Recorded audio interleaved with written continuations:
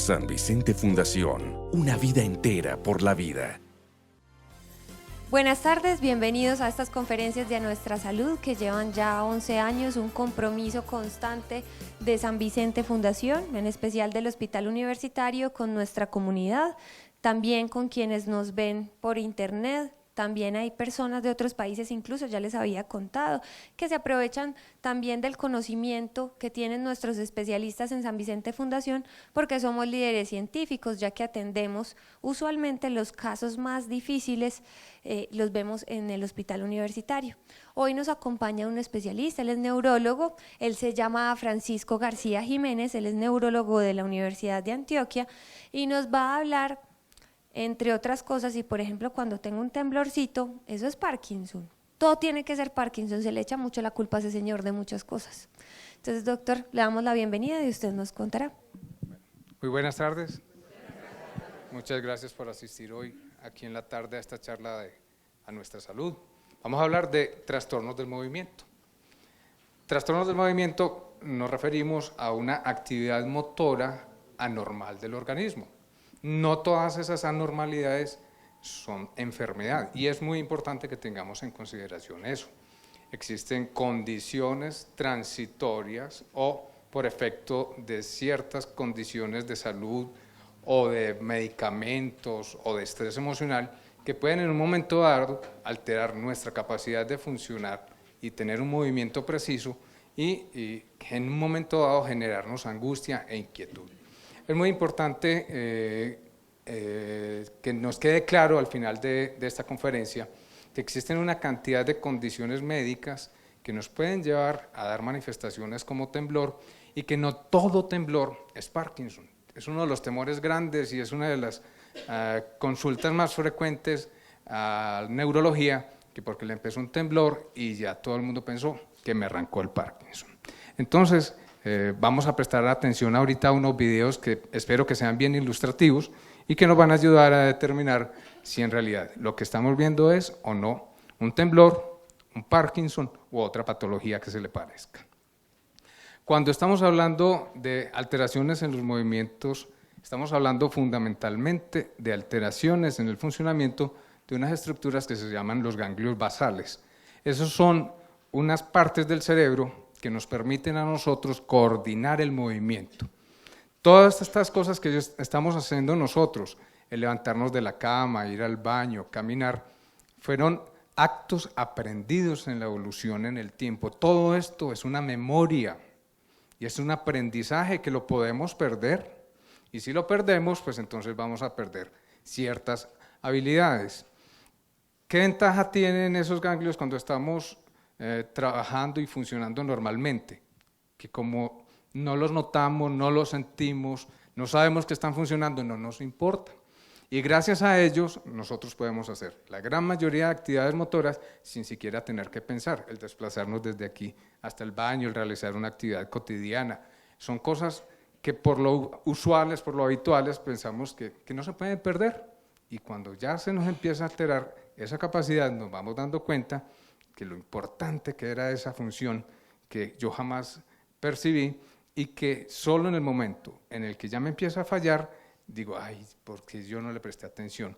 Porque existen muchas condiciones que en un momento dado nos pueden afectar. El consumo de alcohol, el cigarrillo, tener una vida no sana, una alimentación que no es la más recomendada o el uso de ciertas sustancias que nos pueden afectar esa coordinación. Estas son las estructuras del cerebro. En algún momento de pronto alguno dirá, ay, a mí me dijeron que habían unas zonas que se llaman el globus pallidus internos, el tálamo, la sustancia nigra. Muchos aquí les gusta leer el tema antes de venir y dicen, doctor, ¿y qué es tal cosa? Entonces, son estas estructuras que en coordinación con las actividades de la corteza cerebral, que es donde guardamos las memorias, esa interrelación entre esto y la corteza, la que nos va a permitir realizar todos los actos motores a los cuales hacemos cada día. El simple acto de comer, de cepillarnos los dientes, de ir a abrazar al hijo, dar un beso, todo eso es un acto motor, ¿sí? Cuando ustedes llegan al consultorio y le dicen a uno, doctor, vengo porque es que tengo una cosa muy rara. Entonces uno le dice, que es una cosa muy rara para usted. Dígame de una mejor manera qué es lo que les está pasando, porque muchas veces, coincidencialmente, al momento en que llegan al consultorio, no tienen esa cosa tan rara y es uno, ¿pero qué es? No, es que es como una molestiecita y es como un brinquito. Y eso no me da sino cuando me levanto o cuando me acuesto, cuando tomo, cuando me pone problema la señora o el esposo. Entonces, muchas veces esa descripción precisa de qué es lo que está pasando para uno como médico es el elemento fundamental de hacer un diagnóstico, ¿sí? El hecho de que desaparezca o no durante el sueño para uno es muy importante. La gran mayoría de trastornos del movimiento de origen a nivel de los ganglios basales desaparecen con el sueño. Doctor, que es que yo lo noto como lento, que le cuesta levantarse, o que para hacer las actividades requiere ya mucho más tiempo del que requería previamente. Son indicios que nos van diciendo a nosotros si se trata de una u otra enfermedad. Asimismo, preguntarles, bueno, ¿qué pasa cuando están en una reunión, cuando sienten que los están observando, cuando están excitados, cuando están nerviosos, si eso se incrementa o no?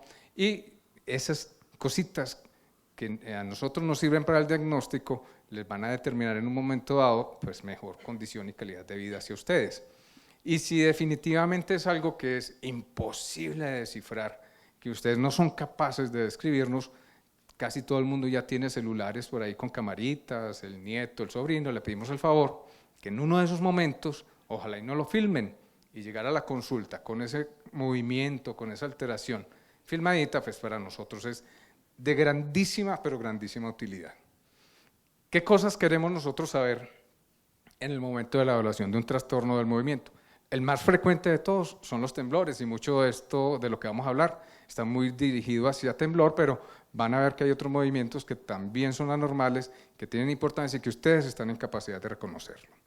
La velocidad. Mientras más amplio el movimiento va a ser más lento, mientras más frecuente va a ser menos amplio. Usualmente los temblores esenciales son de alta frecuencia y de baja intensidad.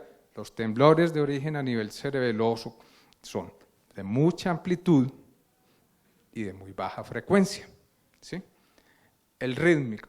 Hay unos pacientes que le dicen, vea, continuamente mi temblor es todo el tiempo, igual, esté haciendo actividad, no esté haciendo actividad, esté excitado, no esté excitado.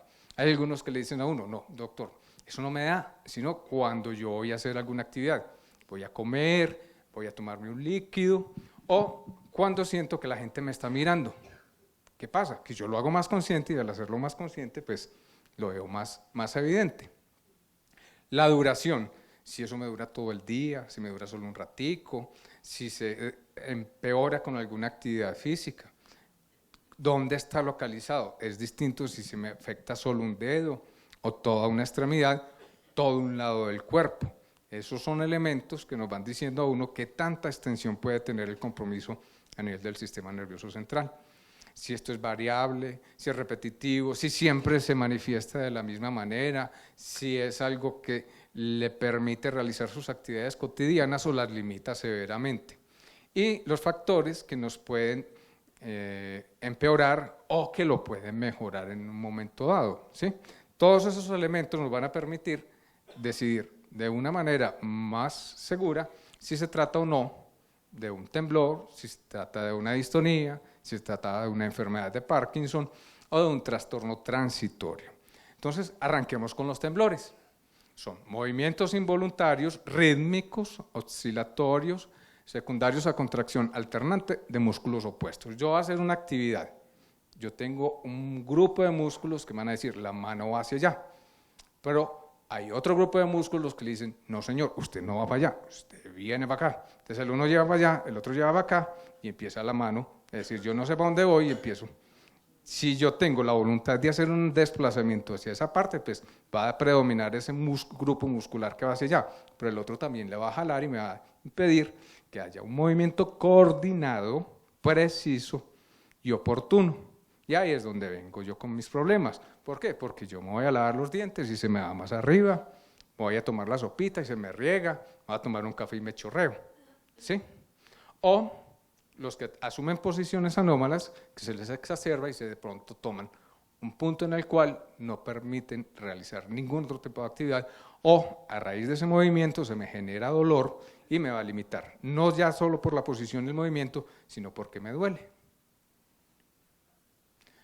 Los temblores son más frecuentes en las porciones distales de las manos y los dedos. Usualmente empiezan a quejarse, doctor, es que yo ya para abotonarme tengo este problema.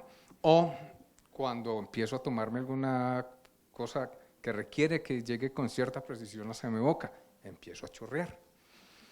Puede ser simples o complejos, si involucra solo un grupo muscular o toda una extremidad o varias partes del cuerpo. Ahorita van a ver algunos tipos de temblores y se van a dar cuenta que es una condición bastante diversa, bastante amplia. Hay muchos tipos de temblor.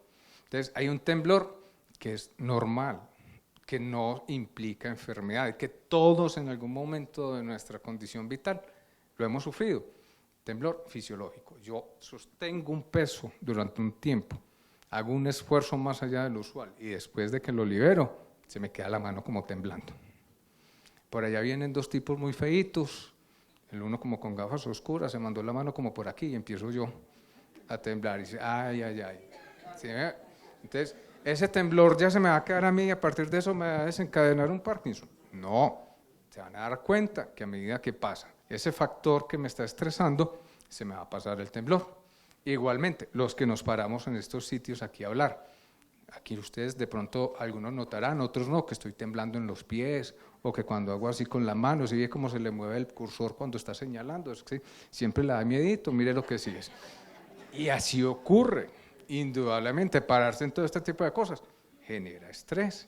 Entonces ustedes se van a la reunión familiar y de pronto el que tiene un temblorcito cefálico, que lo han visto ustedes, en sí, ese es un temblor esencial, o en no, la que todo le dice a uno, ¿sí? O que cuando va a comer dice, no, yo no quiero nada, para que no le vean que se está alterando su capacidad de movimiento, o que piensen que está borrachito, ¿no ve? Este ya está con el guayabo, ahí está temblando, y eso es que es muy bebedor, usualmente lo que le dice a uno la señora, ¿no es cierto? Temblor esencial, es un temblor que es el más frecuente de todos. Empieza desde edades muy tempranas, usualmente es más frecuente después de los 40 años de edad. Empieza en un lado del cuerpo y afecta frecuentemente el otro. Y tiene una característica y es que es muy familiar. Usualmente, usted pregunta y en la casa hay varios, que mi hermana, mi mamá, mi papá, un tío han sufrido temblor esencial. No le dicen que temblor, pero sí eran como tenían como tembleques, ¿sí? Pero solamente tuvieron el temblor, no empezaron a desarrollar otras condiciones o características que le hagan pensar a uno que se trata de una enfermedad diferente. Temblor distónico, la distonía, ahorita vamos a hablar un poquitico más de la distonía, es una posición del tono que genera una posición anormal, ¿sí? Pero esas distonías a veces, al girar y desplazar una parte del cuerpo, puede generar un temblor, lo ven ustedes más frecuentemente. Los que tienen distonías cervicales, que de pronto tuercen el cuello, voltean y dicen, ay, sí, mire ese señor, y se empiezan a mirarlo y se le riman y empiezan más seguido. Eso es un temblor distónico. Bien frecuente, los temblores medicamentosos. Drogas que produzcan temblor, hay todas las que ustedes quieran. Y de las más frecuentes, los medicamentos de uso psiquiátrico, lo que llamamos nosotros como médicos neurolépticos, el haloperidol, la levomepromacina, elementos que utilizamos para el vómito, la metocloporamida, medicamentos con efecto bloqueador de calcio que mandan para los vértigos, la flunaricina es una de las reinas para desencadenar temblores y después, a pesar de que uno quita la medicación, puede que no se le quiten y siguen. Y es uno, pero doctor, eso no puede ser, usted, yo ya me la dejé de tomar hace 15 días, o ayer ya no me la tomé, y usted me dice que eso es por el temblor. Muchos de esos medicamentos facilitan el inicio de ciertos trastornos de movimiento, y a pesar de que uno no los siga consumiendo, llegamos a una cosa que se llama una disquinesia tardía, a veces muy difíciles de manejar. Temblor cerebeloso, usualmente es un temblor unilateral, de gran amplitud y muy limitante. Ahorita vemos un ejemplo de ellos. El temblor psicógeno, pacienticas usualmente jóvenes, es más frecuente en mujeres, lo cual no quiere decir que no le pueda dar a los hombres, que por factores emocionales presentan ciertas características que uno aprende a reconocer como médico, pero que si en algún momento generan duda, pues indudablemente que es mejor que tengan su consulta médica. ¿Qué me pasó aquí? Aquí vemos una macetica con un temblor esencial. Si ven la frecuencia, ven la amplitud, ¿sí? Ahorita van a percibir que también le compromete la otra extremidad superior con menor intensidad, ¿sí? Esta es una característica del temblor, que es más distal, que a medida que tenga menos amplitud es más frecuente y que usualmente son asimétricos, ¿sí? Este es un paciente mayor ya, ¿sí? En el cual, si ustedes observan esta extremidad, a medida que se le va pidiendo acciones de mayor coordinación, se va aumentando en amplitud y se va volviendo discapacitante. Si esto es en la extremidad dominante, la mano derecha, imagínense lo que puede llevar a hacerlo. Y si es dominante en la izquierda, pues igual, se comporta, si lo van viendo que se va volviendo cada vez más intenso, ¿sí lo ven?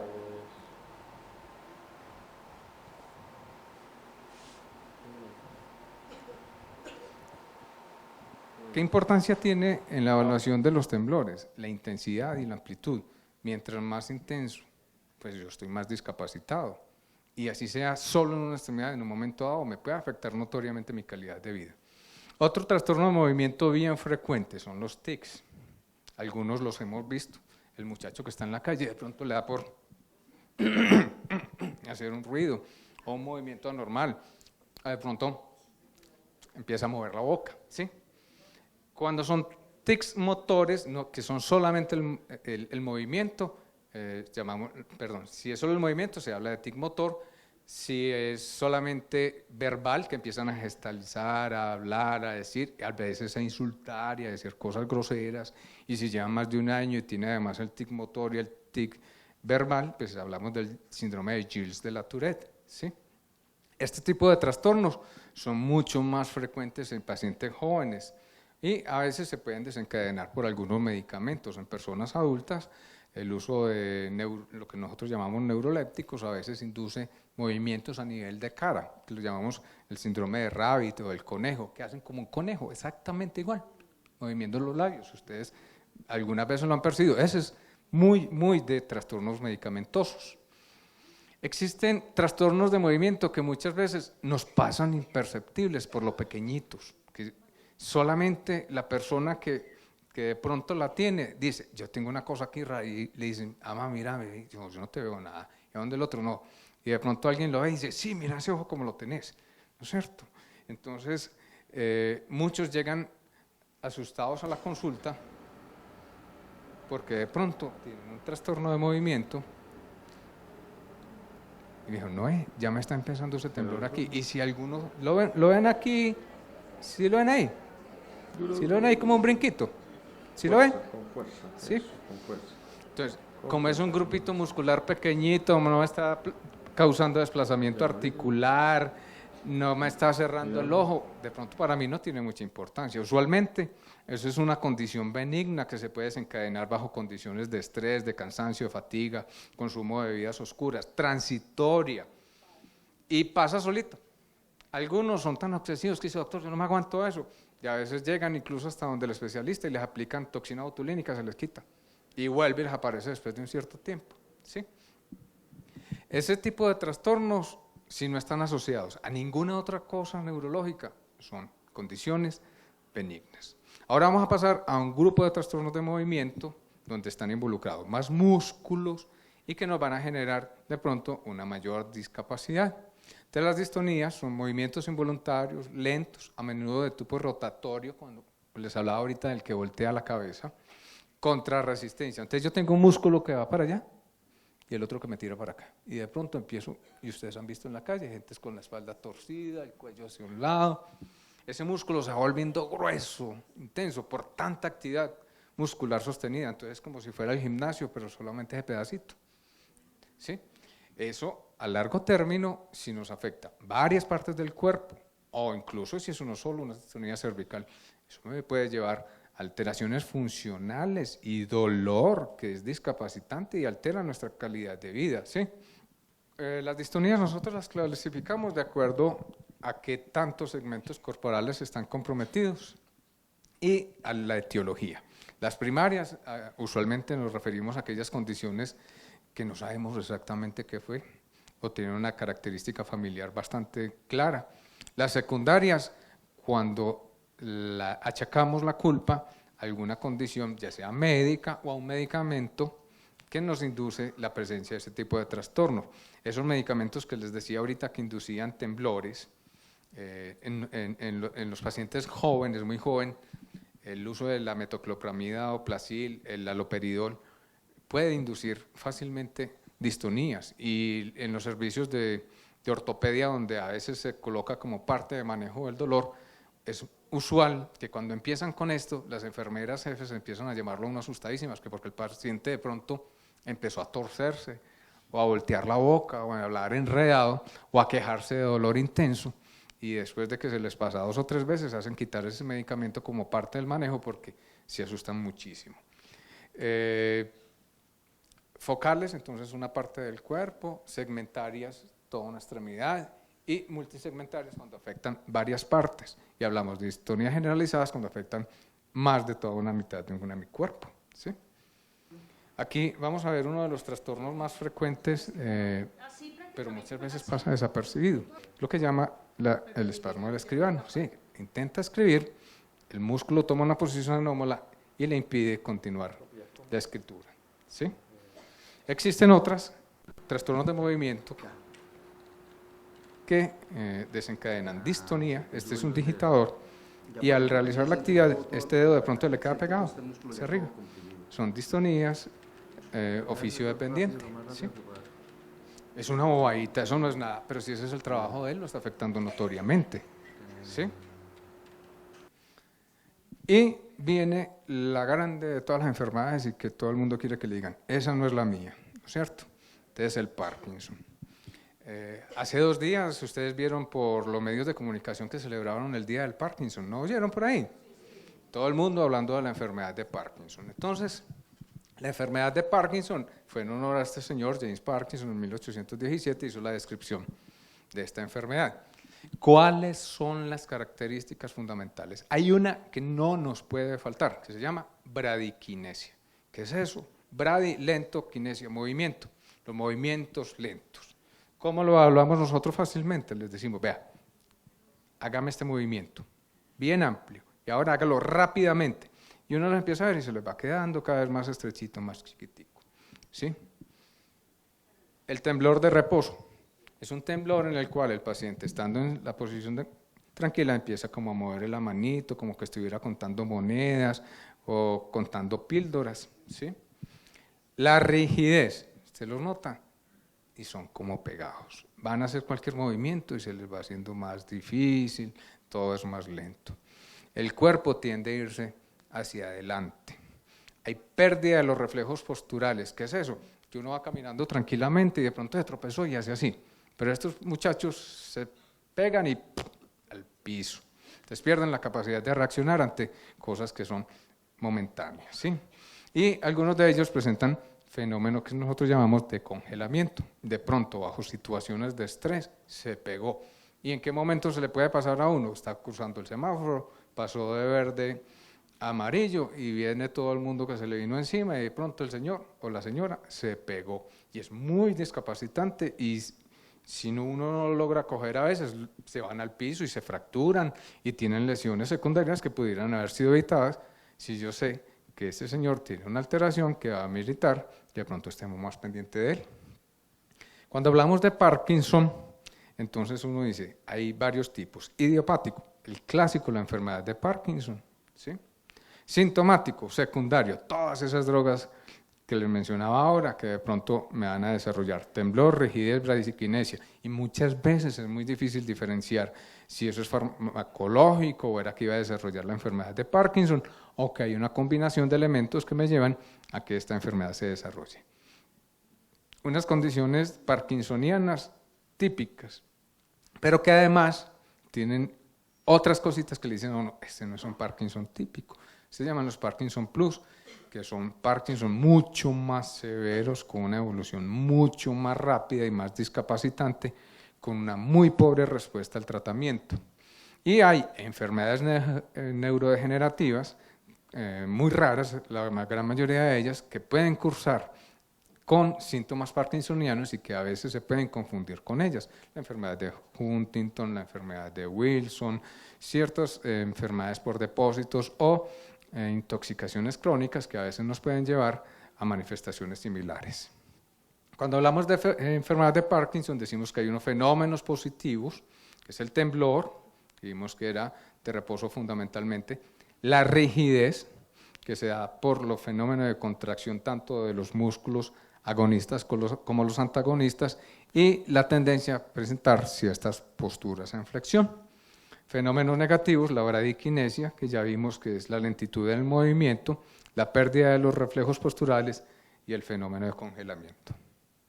El temblor del Parkinson, porque todos van a decir, entonces, ¿cómo vas a saber yo si es del Parkinson o no? Usualmente es de reposo, desaparece con la actividad postural, ¿sí? Pero después de cierto tiempo, al inicio se merma, pero después de cierto tiempo vuelve y arranca. Y también es clásico que estos pacientes, por ejemplo, al empezar a caminar, empiezan a temblar y se les va haciendo mucho más evidente.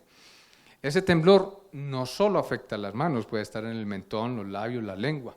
Entonces a veces eso les va a determinar cambios en la voz, lo sienten como se les va bajando el tono y de pronto es como te cosita la voz. Eso es lo que explica por qué hay esos cambios, ¿sí? Y algo de casi todas las alteraciones que tienen que ver con el movimiento y es que se empeoran con el estrés. Si yo estoy poniéndole problema todo el día, echándole cantaleta, diciéndole los problemas del que viene allí, ese pacientico difícilmente se me va a mejorar, cada vez va a estar peor y nosotros podemos estar influyendo en que eso se nos dé. La postura en flexión, entonces, como les estaba mostrando de pronto ahorita, tienden a contraerse hacia adelante, el centro de gravedad va cambiando y la capacidad de responder ante los cambios se hace menor y eso puede determinar caídas, que es una de las condiciones que se presentan frecuentemente en estos pacientes. Y si yo ya estoy mayorcito, estoy osteoporótico, una caída que determina una fractura de cadera, mayor limitación funcional, postración en cama, complicaciones inherentes al estado permanente en cama, escaras, que son llagas que se pueden infectar, infecciones a nivel pulmonar, urinario y trombosis venosas, con todas las cosas graves que puede llevarnos esto. Imagínense la importancia de estar activos y mantenernos en una condición de salud adecuada. Problemas de toda índole, indudablemente que temblor, la marcha, no hay el balanceo de los brazos, ¿sí lo ven? Viene el temblor predominantemente en el lado derecho, los pies no los alcanza a levantar del piso, la fascia es una fascia inexpresiva, la llamamos de jugador de póker, ¿sí? Porque los jugadores de póker, cuando son bien vivos, no expresan ningún tipo de manifestaciones de expresión, porque entonces le pueden saber si el juego está bueno o está malo. Estos son precisos para jugar póker. Pero el tembleque dice, no, ahí le tembló la mano, seguro el juego no está tan bueno. Siga caminando al frente. A la hora de dar la vuelta tienden a hacer los giros en bloque. ¿Lo ven? Eso no es solo un temblor. El Señor no se queja solo de eso. También tienen las otras manifestaciones que nos van a determinar en un momento dado y poderle decir a ese paciente si tiene o no una enfermedad de Parkinson, ¿sí? Aquí vamos a ver un temblor en una fase inicial, ¿sí? ¿Sí lo ven? Como con tendencia pues a estar contando moneditas, píldoras. Después de todo esto le dicen a uno, entonces, ¿qué vamos a hacer, doctor? Ese tratamiento, esas cosas tan graves que usted nos mostró a nosotros, ¿y qué vamos a hacer? En general, lo primero es tratar de identificar la causa. ¿Y cómo lo vamos a identificar? Con las cositas que les mencioné al principio, la observación, la descripción, con qué se presenta, con cómo se modifica. Pero es muy importante que una vez que yo ya tenga una dificultad establecida, tengamos presente que lo primero es tratar de que esa persona se reintegre a sus actividades cotidianas, habituales, sin ningún tipo de limitación. La rehabilitación hace parte fundamental de todo proceso de recuperación en salud. Instrucciones generales. Si es un paciente que tiene un temblor fisiológico por estrés o le logramos documentar que tenía un hipertiroidismo y que esa era la explicación de ese temblor, decirle tranquilo, esto se te va a pasar con el tratamiento adecuado. Si es un temblor esencial, vigilarlo bien en el tiempo, tratar de evitar cosas que nos generen mayor temblor, evite estas medicaciones, y si en un momento dado se nos está volviendo ya discapacitante, nos está generando dificultades, pues ya miramos si iniciamos o no medicamentos. Es muy importante que el tratamiento siempre sea dirigido por el médico. Nosotros somos muy dados a decirle, ven, tómate esta pastillita, tómate aquella otra, a mi mamá le mandaron esta. No todo lo que se aplique para un paciente aplica para el otro. Yo cómo sé si ese señor no tiene una enfermedad pulmonar obstructiva, si no tiene una falla cardíaca, si no es alérgico a esa medicación. ¿Cuántos de nosotros no habremos hecho alguna reacción adversa a un medicamento que nos lo recomendó la mamá? Mi mamá formulaba más que yo. A todas sus amigas les decía, ya cuando le quedaba grande la cosa, a veces me llamaba a mí o sino a otra amiga. Entonces, nosotros tenemos la tendencia a automedicarnos y a decir, y las bebiditas, yo jamás critico ni digo, no hagan algo que ustedes crean que les pueda servir. Si les sirvió, perfecto. Pero no dejen los medicamentos, no dejen de asistir donde el médico, no dejen de manifestarle si les sirvió o no les sirvió. Es que muchas veces se toman 2 pastillitas, no ven la mejoría, que a veces los medicamentos requieren tiempo, no se la vuelven a tomar, pero vuelven a los 6 meses y le dicen, doctor, eso no me sirvió para nada. ¿Y yo qué hice de tratamiento? ¿Cuánto te tomaste? 2 días. Usted no hizo tratamiento, perdimos el tiempo, 6 meses, y que en este momento, si yo no hubiera visto una respuesta, pero usted se tomó la medicación, me tendría que pellizcar yo y decir, ¿qué vamos a hacer? Pero en este momento se tiene que pellizcar usted y decirle, haga su tratamiento y volvemos a hablar, ¿sí? Todas estas drogas van dirigidas por el médico con el ánimo de obtener mejoría. En muchas ocasiones, muchos de estos pacientes, a pesar de que hacemos el tratamiento como es, que se toman la medicación como es, que asisten a los controles periódicos, que la EPS lo mandó y les dio la droga, que ese es uno de los problemas grandísimos que estamos viviendo en este momento. Uno a veces se siente desalentado viendo pacientes que pudieran estar en una mejor condición, pero que por dificultades de índole socioeconómicos, que no tendrían razón de ser, están limitados, que les pagaron un procedimiento costosísimo, pero no les dan una medicación de 5.000 pesos. Eso es increíble y nos pasa a nosotros en el día a día de nosotros. Entonces, bajo ciertas condiciones muy especiales, evaluados por un grupo interdisciplinario de médicos, neurólogos, neurocirujanos, trabajadores sociales, psicólogos, hay ciertos grupos de pacientes que dicen, no señor, esa droguita no le sirvió y de pronto hay que llegar a la cirugía. Ay doctor, entonces ese temblorcito así pequeñitico y me van a operar. No, pero si ese temblor es un temblor demasiado exagerado que me está afectando mi capacidad de relacionarme con mi medio, con mi mundo, mi capacidad laboral, me está generando alteraciones emocionales severas, pudiera llegar allá, ¿sí? Entonces, ¿qué estaban operando? Y se está operando aquí en Medellín, no solo en el Hospital de San Vicente, sino en otras instituciones. Fundamentalmente, los temblores esenciales severos. Óiganme bien. Dice, ay, no, ese doctor me mandó ya a cirugía. La enfermedad de Parkinson, que cumple ciertas características, evaluado por ese grupo interdisciplinario y que al final, entre todos, llegamos a la conclusión que sí se puede beneficiar. Las distonías. Aquí les menciono esto que no tiene que ver tal como trastorno del movimiento, pero que es una complicación muy frecuente de algunos de ellos, el dolor, y últimamente cada vez se está trabajando más en algunos trastornos psiquiátricos. Condiciones, entonces, evaluación especializada previa. Este sí no es que me lo mandó el médico general ya para que lo operemos. No es la condición. O que la señora vio que el vecino de un amigo de Perengienito por allá lo operaron y le fue muy bien, y mandó el amigo que estaba como todo raro y que cree que tiene Parkinson para ver si lo vamos a operar, ¿sí? Una de las condiciones fundamentales es que ese paciente que se está evaluando haya recibido un manejo médico adecuado. No infrecuentemente llega a nuestra consulta pacientes que apenas están empezando con la enfermedad, que no se han hecho las medidas iniciales de manejo o que están con dosis inapropiadas o que no reciben la medicación. Entonces no podemos decir que ese paciente tiene un tratamiento oportuno y adecuado, entonces va a ser candidato a cirugía. No lo es. Que ese paciente esté compensado de sus enfermedades orgánicas, pacientes diabéticos, hipertensos, con falla cardíaca, dependientes de oxígeno, o en el cual nosotros no esperamos que vaya a obtener una calidad de vida mejor a la que tiene previamente. Someterlo a un riesgo adicional no tiene ningún sentido. Muy importante, la cirugía no es curativa. Mejora algunos síntomas, disminuye en algunos la presencia de complicaciones y en un porcentaje importante nos permite disminuir dosis, que muchas veces la misma medicación genera mayor discapacidad de la que queremos estar tratando.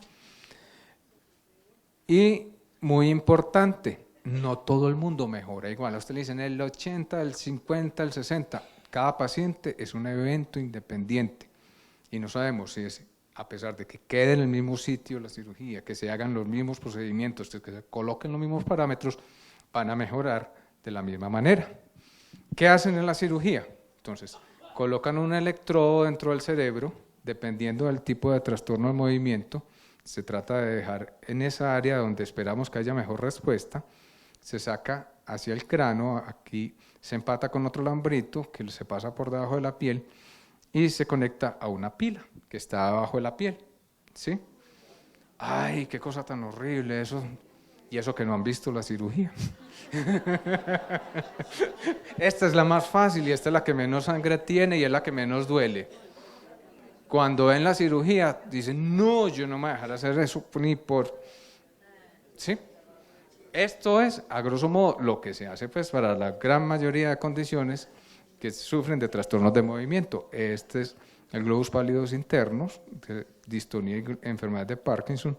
Este es el núcleo subtalámico, fundamentalmente en enfermedad de Parkinson. Y por aquí adentrico está el tálamo, que es el que más se utiliza para algunos tipos de temblores. Aquí vamos a ver un pacientico. Esta niña tiene una distonía. Si ven la posición del cuerpo, si ven cómo tiene la cabecita torcida, la boca abierta, esa contracción muscular tan severa le desencajaba la quijada y le impedía comer. Sí. Mírenle el cuello, cómo está toda esa musculatura, mírenle la manito, ¿sí? Este es el procedimiento quirúrgico. Tienen que colocarle un marco estereotáxico, ahí hay un anestesiólogo, se trepana, es que se abre un huequito en el cráneo, pequeño, y se introducen los electrodos, se hace un monitoreo, y esta es una paciente nuestra, acá del hospital. Aquí está la mamá contándonos qué cosas le han mejorado, que ya puede comer, que ya no está tan torcida, que ya no le duele tanto el cuello. ¿Ven diferencia? Sí. Bueno, la mamá también, y está muy contenta por eso. Aquí vemos un paciente con una enfermedad de Parkinson. ¿Ustedes vieron ahorita? Esto es efecto adverso de la medicación antiparkinsoniana. Estas son las famosas disquinesias que mencionábamos ahora y que se vuelven tanto o más discapacitantes que la misma enfermedad. ¿Sí? Entonces ya, bajo condiciones desesperadas en las cuales yo veo que mi calidad de vida se me afectó notoriamente, no tengo capacidad de responder a la medicación o respondo exageradamente ante ella, pues pudiera ser un paciente candidato a cirugía. ¿Sí? Aquí vamos a verlo posteriormente, después de la cirugía, y van a evidenciar que estos movimientos tan exagerados han disminuido notoriamente. Claro que aún estando operados, si empiezo a abusar nuevamente de la medicación, puede que me aparezcan, ¿sí? Por eso es importante seguir los lineamientos ordenados por su médico. Ahora, con el dedo gordo vas a tratar de tocar todos los deditos de la mano. Señora. Lo que pasa es que hay ciertas condiciones en las cuales hay una medicación que es la que me va a permitir dar una respuesta. En el caso de la enfermedad de Parkinson, la piedra angular del manejo es la levodopa. Si no hay respuesta a esa medicación, o hay respuesta exagerada, tenemos muy pocas opciones de manejo.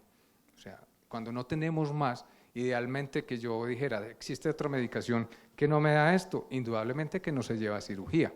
Pero cuando llegan allá es porque no tenemos más opciones, ¿sí? Aquí, este ya es el video último de la charla.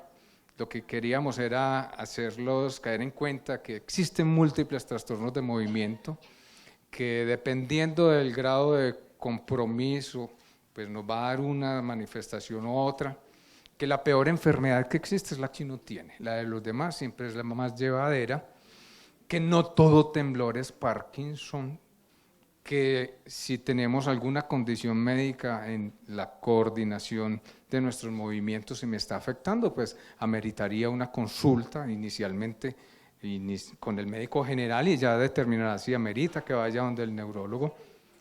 Señora, algunas de las condiciones pueden tener carácter hereditario, otras son de generación espontánea y otras se pueden desarrollar en el tiempo por factores ambientales, dietarios a veces, o de medicamentos que pueden determinar que yo desarrolle una condición de estas.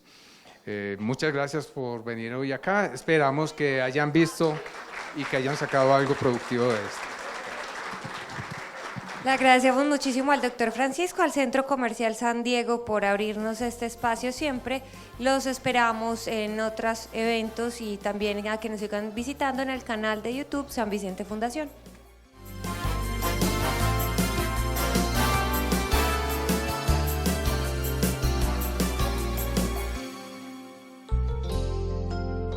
San Vicente Fundación, una vida entera por la vida.